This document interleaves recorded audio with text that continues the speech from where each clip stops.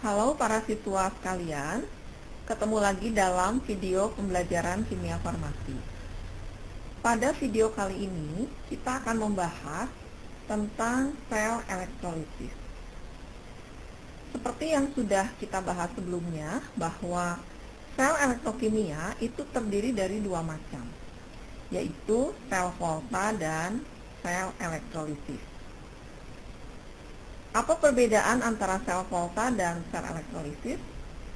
Sel Volta adalah sel yang mengubah energi kimia dari suatu reaksi redoks spontan menjadi energi listrik. Sedangkan sel elektrolisis kebalikan dari sel Volta, yaitu energi listrik dipakai untuk melangsungkan reaksi redoks yang tidak spontan. Aplikasi dari sel Volta dalam kehidupan sehari-hari dapat kita lihat pada sel baterai, kemudian sel aki, dan penggunaan sel elektrolisis dalam kehidupan sehari-hari biasanya contohnya dalam pemurnian logam dan penyepuhan logam. Ya, baiklah, kita akan bahas dulu tentang rangkaian sel elektrolisis. Di sini ada gambar sel elektrolisis terdiri dari apa saja. Sel elektrolisis ini terdiri dari satu wadah, ya. Kemudian ada sumber arus searah, atau ini sumber arus DC searah. Kemudian ada elektroda. Di sini ada katoda dan anoda. Katoda sebagai elektroda negatif, sedangkan anoda sebagai elektroda positif. Kemudian di sini ada elektrolit yang dimasukkan ke dalam sel elektrolisis.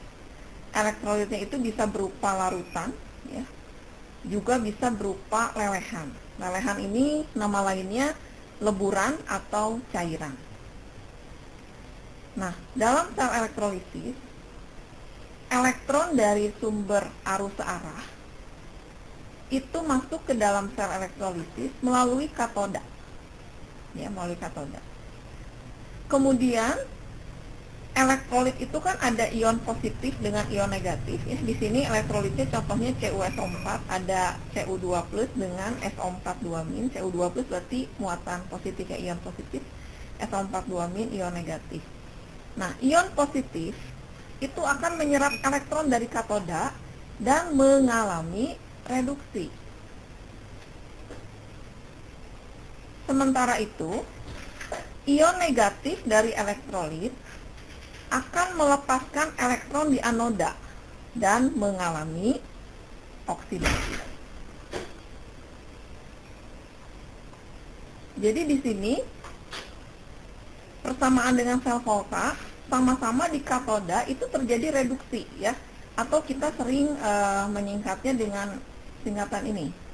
Di katoda terjadi reduksi, berarti karet katoda reduksi. Kemudian di anoda terjadi oksidasi, ya, atau sering kita menyingkatnya supaya mudah ingat, anok. Di anoda terjadi oksidasi, sama seperti pada sel Volta, ya, karet dan anok.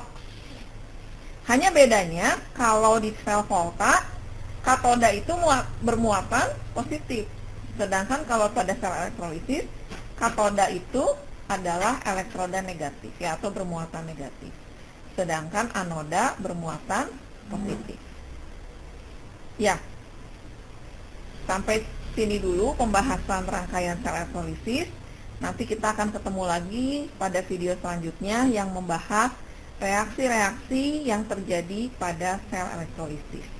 Mudah-mudahan kalian dapat memahami tentang rangkaian sel elektrolisis.